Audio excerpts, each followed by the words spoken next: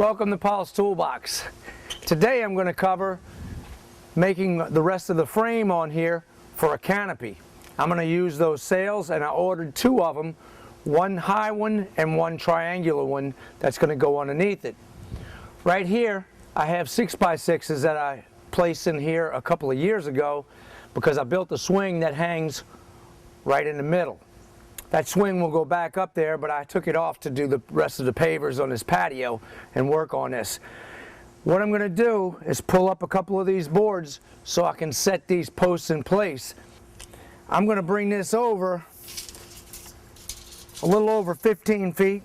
All right, so I'm going to mark this off. And then I'm going to get my even measurements from the end to here, and I'm going to transfer them over there. Okay. This is my reference point right here, and I'm going to cut this board. So I'm going to make this mark on this board and the other one so I know exactly where to put it when I place it back. What I'm talking about is the posts. When I place this back, I'll know exactly where to put my posts, because I'm going to remove this board. So that gives me the line, and that's where I want the edge of this to go on. So I'm going to go a little bit past it, but we're going to set that post right here and match it up with these two lines when I concrete it down. I'll also go over one more just to be safe, because I'm going to be pulling those up too. Now, it's a 6x6, so I'm going to take out this section right here. But I don't have to worry about marking this off yet. Once I set this post, I'll get that measurement and cut this board. Now I'm going to make the marks on the other side the same way. Here's my inside mark from this one. And I don't need to mark them both, but I'm just going to mark it to show you. That's where the post is going to go. Now, of course, I'm going to transfer it over next couple of boards so I know exactly where I'm at when I put that 4x4 back in. This is my board I want to take out. So I'm going to go ahead and see if I can get this one out first, because I need this one. I don't want to scar this one up, so I'm going to try to walk it out some. What I mean by that is I'm going to try to get in there, pull it up just a little bit, and if it scars this point right here, it's not going to hurt, because that's the part that I'm going to go ahead and cut out. You see how it doesn't scar this one, but it scars this one? I'm going to go right here, and if I can get it up just enough to where I can get a bar under it, which I think I can do, I'll be able to pull this board up.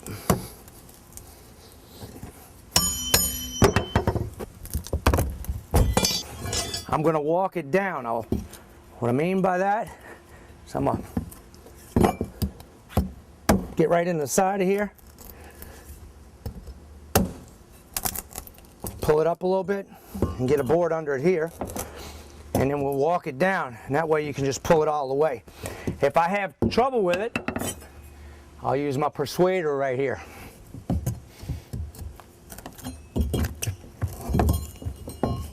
It's all loose. I just have to pick it up, watching my fingers for these nails, and I'll pull these nails out in a minute. My 6x6s are 5 5/8 inches, and I have right at 5 3/4, so it's going to slip in here just right. Now, I want to pull, like I said, these two boards out because I want a good size hole for that 6x6. I don't want to have just a narrow hole where it barely slides in. I want to put some concrete around it. Okay, another one down. The next step I have is to go ahead and dig my holes for my 6x6 posts. And they're 12 foot long, so they got a little weight on them. Unfortunately, I don't have my boys with me because both of them are in school. So I'm gonna knock it out. And I'm glad I put lines on both sides. Now I can see where I need to go with this. I'm gonna go on this side, and I'm gonna go a little bit wider than 6 inches. I'll widen this out. This ground's pretty soft because we had a serious downpour the other day. And I think it rained some yesterday here. I was at the firehouse, but I think it rained over here. Well, I guess this is not my lucky day. This post happens to land right next to a 4x4 that is concreted down, and it feels like they've got a blob of concrete down there. So I'm gonna have to chip this out or move my post. So I think I'm gonna try this first. Only problem with not having somebody with me is I like to have somebody hold it where I can use my sledgehammer, but can't do that. So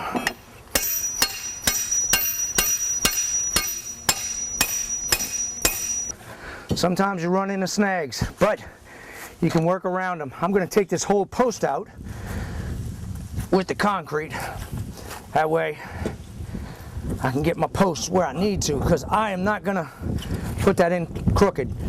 And then I can put a block right here and tack to both the posts and that and lock it all in anyway. So no big deal.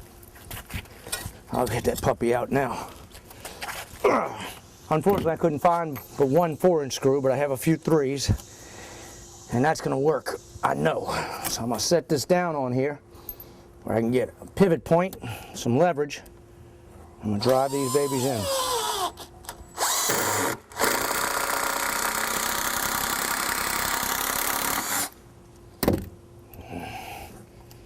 Wants to be stubborn, I'm a little more stubborn.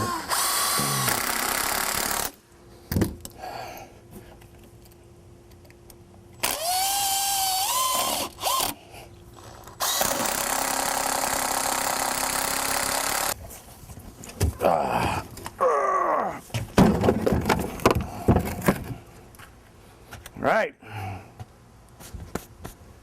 She's out of there. Right there, smack where that darn thing was where I need my hole.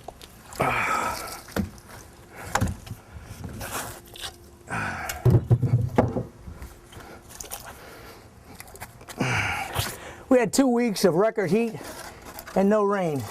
And then it has to come barreling down just before I do this. Just my luck. All right, here's my 4x4s. They're still wet, unfortunately. But, I mean, 6x6s. All right, here's my 6x6s, and they're still wet. So they got a little weight on them. What you want to do is get to the middle of them to a point where you can balance it.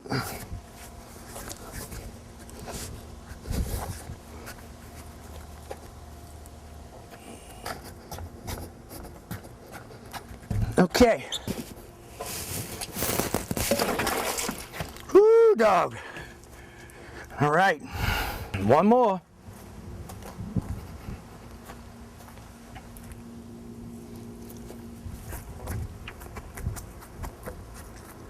All right.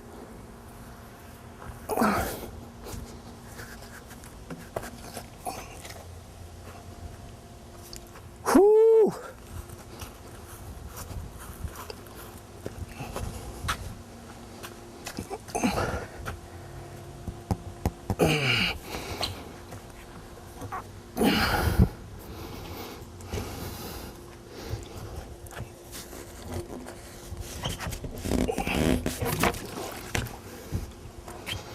All right.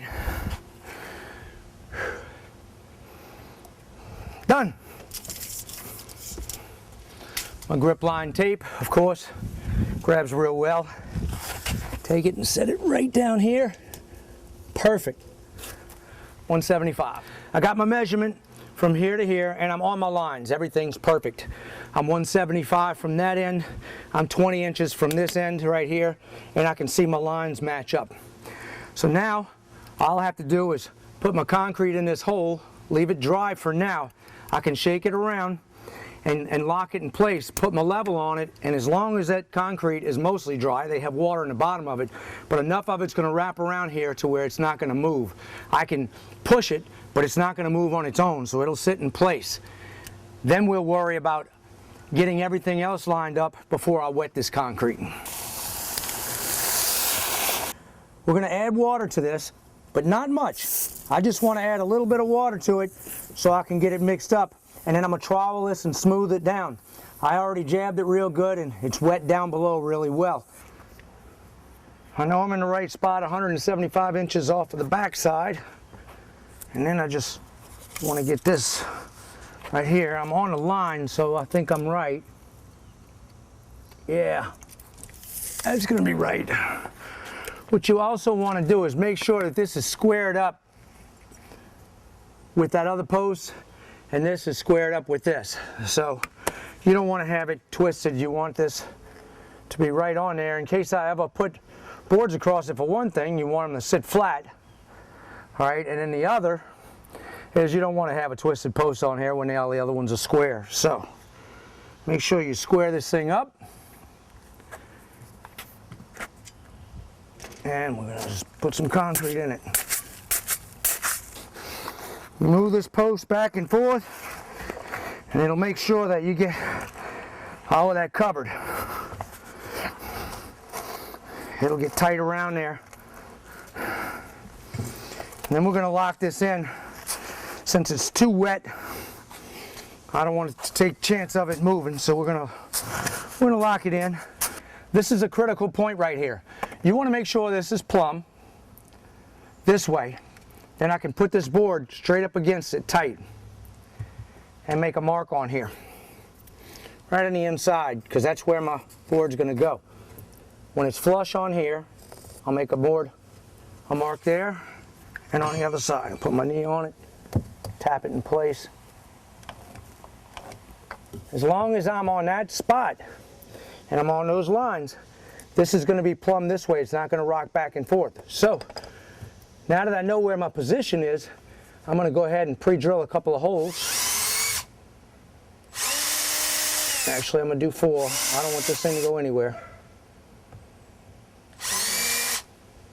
Okay, and I want those holes to go all the way through it because I don't want it to move at all when I'm trying to get this in.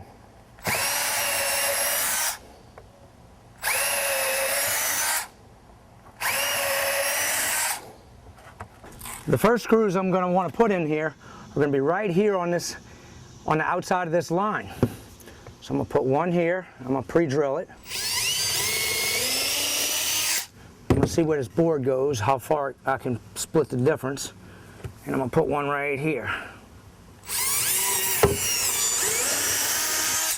Okay, now when I put that board underneath there, it's going to go right into the top of here.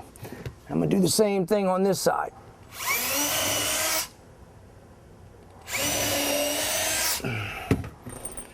All right, I get these in place.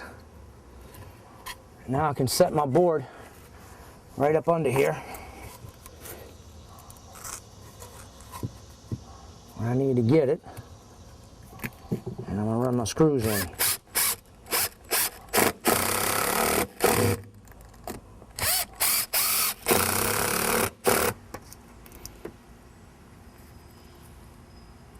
I'm perfect this way. Now I want to make sure that I'm perfect this way. And I can run my screws in here. That's why I pre-drill them, so I'm not trying to push on it and I can move it by accident.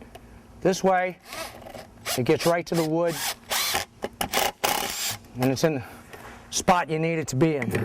I'm going to put one more block on the other side, and this block serves 2 purposes.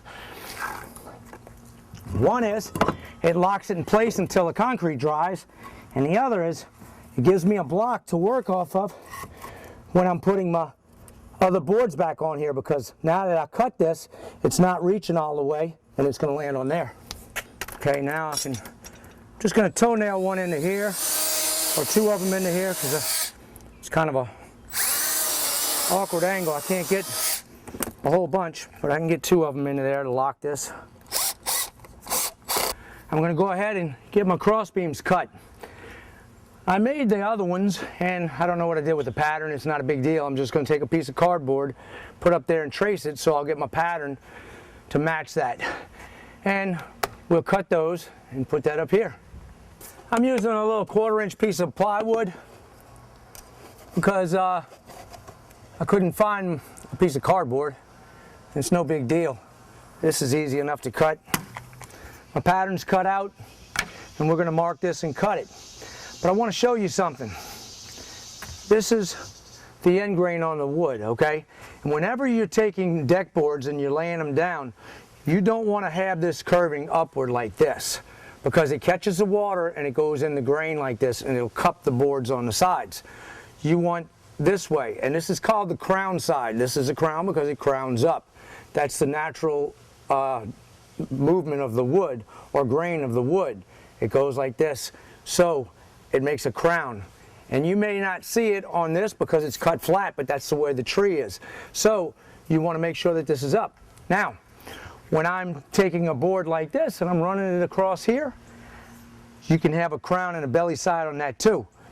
The belly side is going to kind of sag down. If you take a long board like this and you look right from the end, and this is how I check it. I'll take my wood, I'll pick it up and I'll look at it, and I can see this is the belly side. If I look at it from this side, I can see it does this, and that's the crown side. So I want the crown side up because it's like a bridge. That's where the strength is. If you have it the other way, just the weight of the wood is going to start making it sag. So we're going to go ahead and cut this piece. That is my crown side. So I'm going to set it up right on here and mark it off.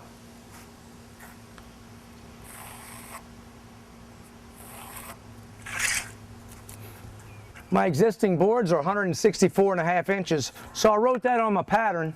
That way I don't forget when I'm cutting this wood.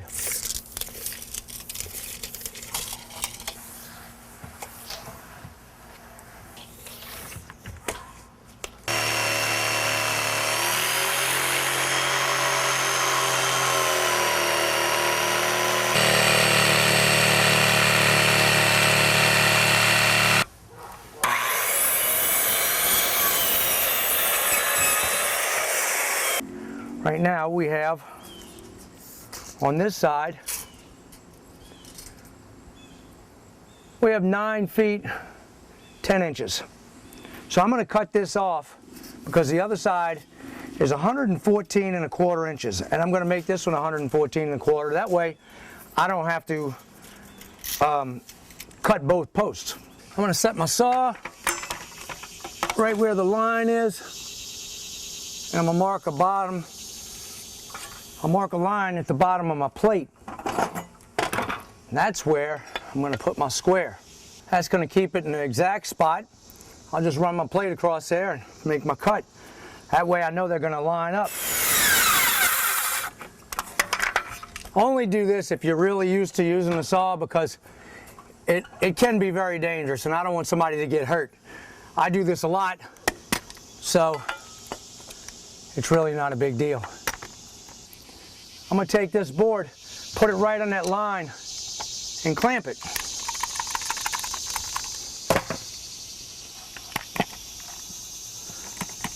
These clamps are like having a third hand. I'll get it good and tight. It's still wet and it's heavy. It's 14 foot long, so it's got a little weight to it. So when I put it on this board here, I have to be very careful and I don't let it fall off.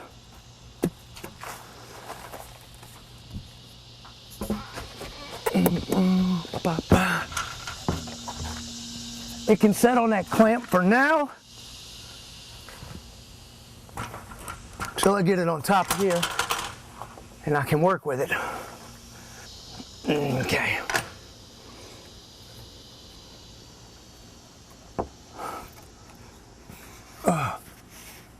Okay, let me get my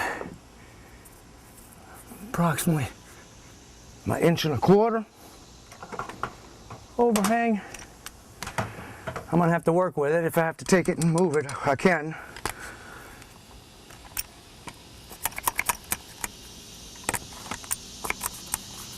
When I clamp this on here, I clamp it down tight. I don't want it coming loose. Now we check to see if we're level, and we are. That was a little bit of luck involved there. So I'm going to go ahead and make my marks here and pre-drill my holes for my lag bolts. I pre-drilled these holes through my 2x, not into the 6x6. And I'm using 3-inch lag bolts with a washer on the end. It's a 3/8 inch head on there.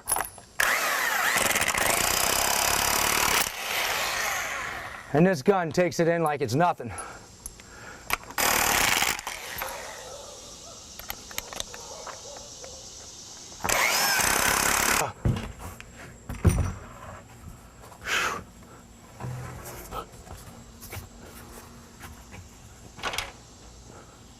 Well, it's all completed, but I ran out of time, so I really can't show you that on this video. We'll do it on the next one. I'm going to show you how I completed this and put the canopy up on the next video. Until then, don't forget to subscribe. I'll see you on the next project, which is that one. And if you don't mind, hit like.